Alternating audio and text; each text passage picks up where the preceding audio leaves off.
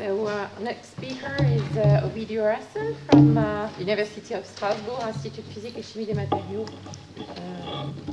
And he will be talking to us about the advanced electron microscopy applied to porous materials.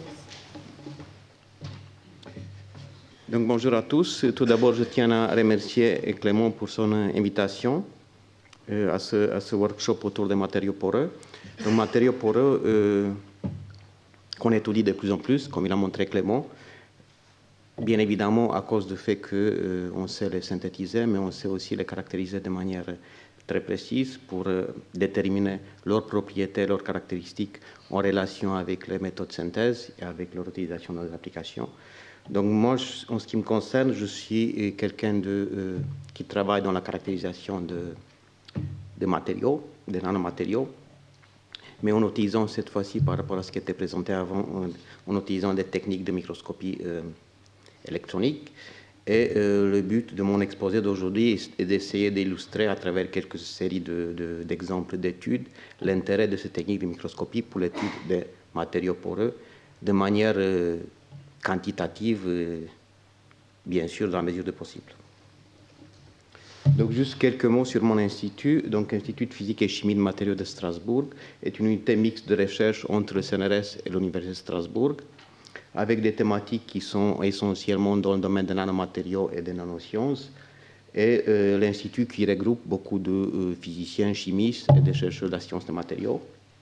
et qui est structuré en cinq départements. Donc, mon département, c'est le département qui s'appelle Surface et Interface, où on étudie tous les processus, tous les phénomènes physiques ou chimiques qui sont induits par la réduction en taille du système vers l'échelle nanométrique ou par la présence d'une surface. Et c'est bien dans ce département-là qui se trouve l'équipe et les équipements de microscopie électronique. Donc, en relation avec les matériaux, avec les nanomatériaux, nous avons plusieurs microscopes électroniques qui permettent d'étudier ces matériaux de manière très diversifiée, allant des études à résolution atomique, à l'imagerie 3D et même au suivi in situ qui permet de déterminer la dynamique structurale de ces matériaux lorsqu'ils se trouvent dans des environnements spécifiques. Donc maintenant, si on revient aux matériaux poreux, il existe bien évidemment une très grande diversité de matériaux poreux, avec des pores de différentes tailles, de différentes formes, qui peuvent être organisés, qui peuvent être distribués de manière aléatoire. Quelles sont les caractéristiques essentielles qui conditionnent en quelque sorte l'utilisation de ces matériaux dans les applications? Donc on peut, ce que Clément avait dit tout à l'heure, tout d'abord les caractéristiques morphologiques en termes de taille et de forme, ensuite l'accessibilité, la connectivité des pores, qui est un paramètre fondamental pour tout ce qui est pour leur utilisation dans des applications qui sont basées sur le transport ou sur la diffusion moléculaire. Ensuite, on a des paramètres un peu plus macroscopiques, je dirais, qui caractérisent l'ensemble des matériaux, comme le volume poreux et la surface spécifique, et finalement la stabilité, la tenue d'un réseau poreux dans différents environnements, dans des conditions qui sont censées simuler un peu les conditions d'utilisation des matériaux poreux dans des applications. Donc, pour optimiser tous ces paramètres en relation avec les applications qui sont visées, il faut bien évidemment tout d'abord les déterminer. Et pour cela, il existe une multitude de techniques de caractérisation. Donc, parmi ces différentes techniques, il y a aussi les techniques d'imagerie, dont l'avantage essentiel qu'elles permettent de fournir des images dans l'espace direct, des pores ou de la porosité, dans l'espace réel, si vous voulez. Et ce qui fait qu'on n'a pas vraiment besoin de faire appel à des modèles pour relier les données qu'on obtient aux caractéristiques du réseau poreux, un peu ce qu'on fait pour les techniques d'absorption ou de porosimétrie. Donc, dans ce contexte de technique d'imagerie, et plus spécifiquement pour les pores de taille nanométrique, entre nanomètres et je dirais la centaine de nanomètres, la microscopie électronique à transmission est l'une des techniques qui est la plus utilisée, avec le grand avantage, bien évidemment, qu'elle permet elle a une résolution qui permet d'imager, de voir ces pores, mais aussi avec ces deux inconvénients majeurs qui sont tout d'abord le fait que les informations sont localisées. Donc ça veut dire qu'il faut qu'on soit sûr que l'information qu'on obtient est représentative de l'ensemble de matériaux. Et ensuite, le fait que lorsqu'on utilise la microscopie électronique de manière classique, je dirais, c'est-à-dire on obtient des images qui sont en fait des projections d'un objet 3D sur le plan d'observation. Dans ce cas-là, la microscopie électronique ne peut pas résoudre la caractéristique géométrique d'un réseau poreux qui a généralement une géométrie 3D. Donc cet inconvénient n'en est plus vraiment un aujourd'hui, grâce au développement de la tomographie électronique ou de l'imagerie 3D par tomographie électronique, qui permet justement de résoudre l'information à l'échelle nanométrique à 3 dimensions. Je ne vais pas détailler le principe de la microscopie électronique, bien sûr, mais je vais juste peut-être schématiser celui de la tomographie électronique, de l'imagerie 3D, en sachant qu'elle est moins connue, et ensuite, très important, en sachant aussi que la force motrice qui a permis de développer cette technique d'imagerie 3D en sciences des matériaux a été justement l'étude des matériaux poreux, pour voir les pores et aussi pour essayer de les quantifier. Donc la tomographie électronique permet de reconstruire le volume d'un objet en 3 étapes, en commençant par l'acquisition, où une série d'images est obtenue en inclinant ici l'échantillon d'études autour de l'axe de rayonnement électronique. Ensuite, le calcul de volume, où la méthode la plus utilisée, je dirais, est l'algorithme mathématique basé sur la transformée de Radon, pour obtenir un vrai volume qu'on peut analyser tranche par tranche en réalisant des coupes numériques à l'intérieur. Et ensuite, la troisième partie, c'est la visualisation et, si possible, la quantification du volume. Donc, ce type d'imagerie est indispensable dans le cas où l'imagerie 2D classique n'est pas suffisante, en sachant que, généralement, en microscopie, une image est une projection d'un objet 3D sur le même plan d'observation où tous ces détails se trouvent superposés et qu'on n'arrive plus à séparer en profondeur. Donc maintenant, je vais commencer à donner quelques exemples d'utilisation de cette technique pour l'étude des matériaux poreux, pour essayer de mettre en évidence les différentes informations qu'on peut obtenir, plus précisément concernant la visualisation des pores, la quantification de leurs caractéristiques géométriques, de leur géométrie, la classification de pores en fonction de la nature chimique de la surface qui la délimite, ou encore la stabilité, la tenue du réseau poreux d'un matériau dans des conditions qui sont un peu similaires à ce qu'on a dans les applications de ces matériaux. Donc le premier exemple montre l'importance de la visualisation des pores et aussi de leur distribution ou localisation spatiale. Donc il s'agit d'un système constitué de graphène et de graphène multifeuillé, de multifeuillés de graphène, qui sont nanostructurés, en quelque sorte, par des particules métalliques de fer, particules qui, soumises à un traitement sous hydrogène, deviennent actives catalytiquement et permettent de convertir le carbone des feuillets de graphène en méthane, en créant ce qu'on appelle des tranchées dans les feuilles. Donc si on utilise ce type de système, si on l'étudie par les techniques d'absorption, on constate qu'en fait la surface spécifique est plus grande que celle qui correspondrait à des feuillets simples, et par imagerie classique, on voit en fait ce qu'on peut appeler des canaux dans les feuilles. En revanche, on a vraiment eu besoin de la tomographie pour montrer que ces canaux en fait sont des vrais tunnels dans les multifeuillets qui sont localisés vraiment à l'intérieur des feuillets, et ce sont ces tunnels-là qui sont à l'origine de l'augmentation de la surface spécifique et qui ouvrent beaucoup de perspectives pour l'utilisation de ces structures, par exemple pour immobiliser de différents types d'entités nanométriques à l'intérieur ou même des molécules.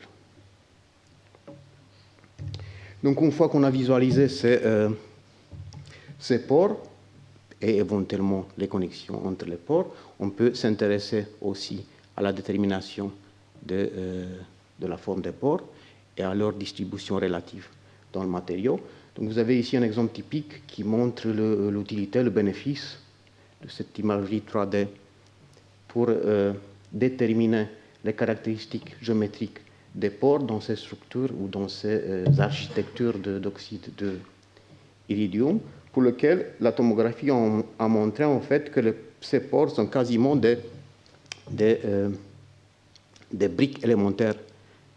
de ces structures, et structures que vous allez sans doute revoir tout à l'heure dans la présentation de Marco, et dont les propriétés sont forcément dépendantes de la surface spécifique qu'on a intérêt de rendre la plus grande possible en créant effectivement une porosité. Donc, après cette étude qui est qualitative, basée sur une analyse visuelle des pores, l'étape suivante est l'extraction des paramètres quantitatifs pour essayer de relier la porosité aux propriétés d'intérêt dans des applications. Donc cette quantification nécessite de modéliser en quelque sorte le volume obtenu pour essayer de classifier, de séparer les pores qui correspondent en fonction de leur position, pour comparer par exemple le nombre de pores à l'intérieur du matériau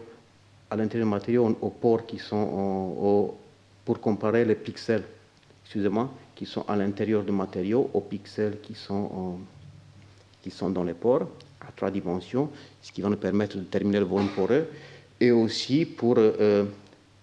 compter en quelque sorte les pixels à 3 dimensions qui sont sur la surface, qui divisés par la masse du grain vont nous donner la surface spécifique, un peu ce qui a été fait pour cette sphère mésoporeuse, pour lequel le calcul montre en fait que le volume poreux à l'intérieur est de 50%, et la surface totale externe et celle induite par la présence des pores est 2 fois la surface externe, ce qui, pour ces pores-là qui, par ailleurs, sont entièrement accessibles. Donc, on est capable d'extraire des paramètres, des valeurs quantitatives de la porosité, et pour cela, on doit utiliser, parce qu'on a effectivement un volume qui est constitué d'un certain nombre d'images,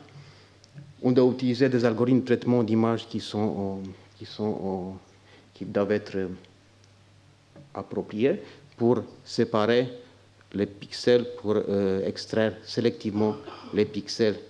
qui délimitent la surface, les pixels qui sont à l'intérieur de la matière et les pixels qui sont dans les pores. À savoir aussi que ces algorithmes de traitement d'images sont très difficiles à appliquer lorsque les pores sont constitués uniquement de quelques pixels ou lorsque le contraste est faible, ce qui fait qu'on ne peut pas prétendre qu'on arrive à quantifier les pores très petites, de taille inférieure au nanomètre, même si on arrive à les visualiser. Et autrement dit, dans ce type d'analyse, ce qu'on peut considérer, c'est essentiellement les pores nanométriques de taille supérieure au nanomètre, ou autrement dit, la mésoporosité. Donc ça, c'est une limitation de cette technique, la limitation principale de cette technique de tomographie électronique, si on veut extraire des paramètres quantitatifs. Comment est-ce qu'on peut aller plus loin pour utiliser ces données? Idéalement, il faut les relier aux propriétés d'intérêt des matériaux, les matériaux poreux. Il s'agit dans un certain nombre de cas des propriétés thermiques, en sachant qu'aujourd'hui, on s'intéresse beaucoup aux matériaux poreux à base de silice précipité, par exemple, avec des applications potentielles en relation avec l'isolation thermique. Donc, pour relier cette porosité aux propriétés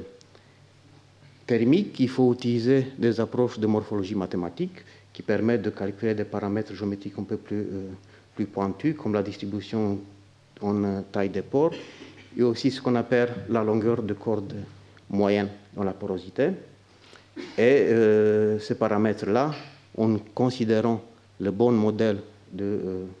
le bon modèle de fusion thermique va nous permettre d'accéder à des grandeurs physiques, comme par exemple la conductivité thermique. Donc le développement de ces approches, c'est justement l'expertise de nos collègues du laboratoire Phoenix de Paris, et il y a Pierre sans doute qui va parler de ces aspects-là cet après-midi. Donc un autre intérêt majeur de ces matériaux poreux, de l'étude de ces matériaux poreux, est bien évidemment lié à leur utilisation comme support pour déposer une autre phase. Utilisation qui se justifie bien sûr par le fait que l'augmentation de surface ou le gain de surface induit par la présence des pores permet de mieux disperser la phase à déposer, phase qui peut être une phase active en catalyse constituée de petites particules ou de clusters. Dans ce cas-là, l'utilisation de la tomographie électronique est essentielle, parce que c'est justement grâce à elle qu'on peut localiser les particules dans la porosité, c'est-à-dire savoir si les particules sont à l'intérieur de la porosité ou uniquement sur la surface de grain. Et informations, bien évidemment, qui ne sont pas disponibles si on dispose uniquement des images 2D dans lesquelles il manque la coordonnée, une des coordonnées de des particules considérées. Donc tout ce que je montrais jusqu'à présent concernait en fait a été lié à la porosité nanométrique. On peut aussi aller plus loin pour essayer de la corréler à la cristallographie de surface des pores dans des matériaux cristallisés. Donc vous avez ici un exemple de ce type d'étude réalisée sur des zéolithes ZSM en collaboration avec Valentin Valchev de Caen et avec Svetlana aussi qui est ici présente. Et dans ce cas-là, la combinaison de la tomographie électronique mais aussi de la microscopie à haute résolution permet de visualiser les pores, les connexions, là où il y en a, mais aussi de déterminer la cristallographie de surface qui délimite les pores pour essayer de la relier à la méthode chimique de création de porosité et essayer de cette manière de remonter au type de plans cristallographiques qui sont préférentiellement issus par l'agent de dissolution considéré en fonction de la nature de celui-ci et aussi de sa concentration dans la solution. Ce type de couplage imagerie haute résolution tomographie électronique est aussi très intéressant pour l'étude des matériaux composites qui peuvent être aussi poreux, comme le montre cette deuxième étude réalisée sur des matériaux composites d'oxycarbure de silicium. Donc ces matériaux, du point de vue structural, sont constitués de grains de carbure de silicium et d'une phase graphitique lamellaire, excuse-moi, et qui sont tous les deux dans une matrice d'oxyde de silice qu'on peut dissoudre facilement pour créer une porosité. Donc, ces matériaux ont des propriétés thermiques et mécaniques très intéressantes qui ont motivé de nombreux travaux pour essayer de relier la microstructure à ces propriétés et qui ont proposé en fait qui ont permis de proposer des modèles microstructuraux comme par exemple celui-ci. Donc sur ce type de système, l'analyse par tomographie électronique et microscopie à résolution atomique a permis tout d'abord de déterminer la répartition de ces grains, la répartition des grains de SiC et des plaquettes graphitiques dans le matériau. Mais très important, cette analyse a montré aussi que les grains de SiC sont directement reliés, comme vous le voyez ici sur les coupes par tomographique, sont directement reliés par des plaquettes graphitiques, ou ici sur une image haute résolution, et ce qui est en parfait accord et ce qui valide d'ailleurs les modèles qui ont été proposés auparavant. Donc maintenant, essayons d'aller un peu plus loin et analyser des structures qui sont encore plus compliquées, dans lesquelles la surface qui délimite la nature chimique de la surface des pores peut varier. Donc c'est le cas de certains matériaux poreux biphasés, utilisés comme support en catalyse hétérogène. Que ce soit silice, alumine, oxyde de titane, chaque composé, chaque phase étant chaque phase devant apporter une fonctionnalité spécifique. Dans ce cas-là, bien évidemment, il est très intéressant de déterminer la surface spécifique, mais si possible, la surface spécifique qui corresponde à chaque composé. Donc, si on utilise l'approche tomographique de tout à l'heure, on comprend vite, on se rend compte vite du fait qu'elle n'est pas appropriée, sachant que les deux oxydes ont des contrastes relativement proches en microscopie électronique et on n'arrive pas à les séparer. Donc la solution est de combiner l'approche 3D à l'imagerie filtrée en énergie, qui est un mode d'imagerie basé sur la spectroscopie de perte d'énergie des électrons dans un microscope électronique et qui permet d'obtenir des cartographies 2D élémentaires, c'est-à-dire caractéristiques de la présence d'un élément chimique et qui seront utilisées comme données d'entrée pour calculer des volumes chimiques, mais cette fois-ci à 3 dimensions. Donc vous avez ici un exemple, une telle étude qui a permis de résoudre la distribution spatiale des deux oxydes, des deux phases silice-alumine, à l'intérieur d'un seul grain, avec les volumes chimiques des deux silice-alumine représentés ici. Et l'analyse de ces volumes chimiques permet en fait de déterminer la proportion des deux en surface, qui est bien différente de ce qu'on a sur l'ensemble sur l'ensemble du grain. Donc, autrement dit, avec les équipements et les expertises qu'on a aujourd'hui, on est capable de découper une surface poreuse à 3 dimensions, découper, entre guillemets bien évidemment, découper numériquement, dans des sous-surfaces, comme vous voyez ici, en fonction de la nature chimique de ces sous-surfaces. Passons maintenant aux études qui permettent de suivre l'évolution de la porosité en temps réel, en fonction de la température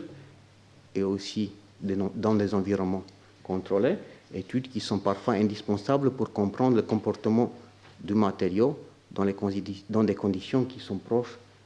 de ces conditions d'utilisation dans des applications. Pour suivre le comportement d'un matériau in situ, en temps réel, sous gaz, il faut utiliser le mode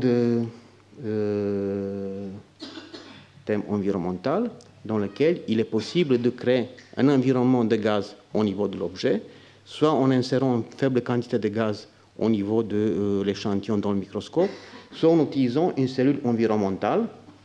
comme celle-ci, fermée par 2 membranes qui sont transparentes aux électrons, qu'on introduit cette cellule comme porte-objet dans le microscope, et les grains sont à l'intérieur de la cellule qui est traversée par le gaz dont la pression peut atteindre la pression atmosphérique. Donc vous avez ici un exemple de cette étude dynamique, en quelque sorte, réalisée sur des systèmes nanométriques qui sont intéressantes pour la catalyse. Donc il s'agit de particules de palladium qui sont encapsulées dans une couche de silice mésoporeuse. Le rôle de cette couche est de limiter la coalescence de ces particules durant les réactions catalytiques et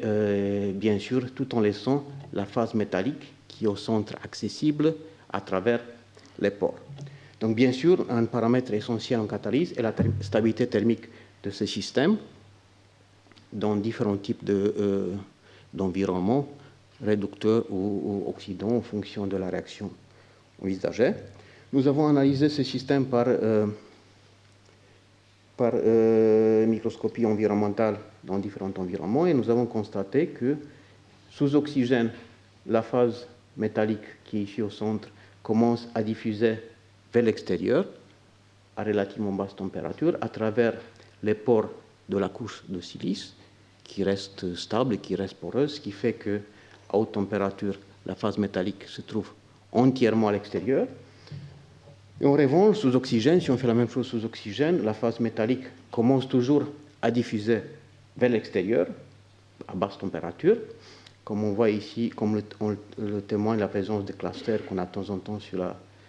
dans la couche ou sur la surface. Mais cette diffusion vers l'extérieur s'arrête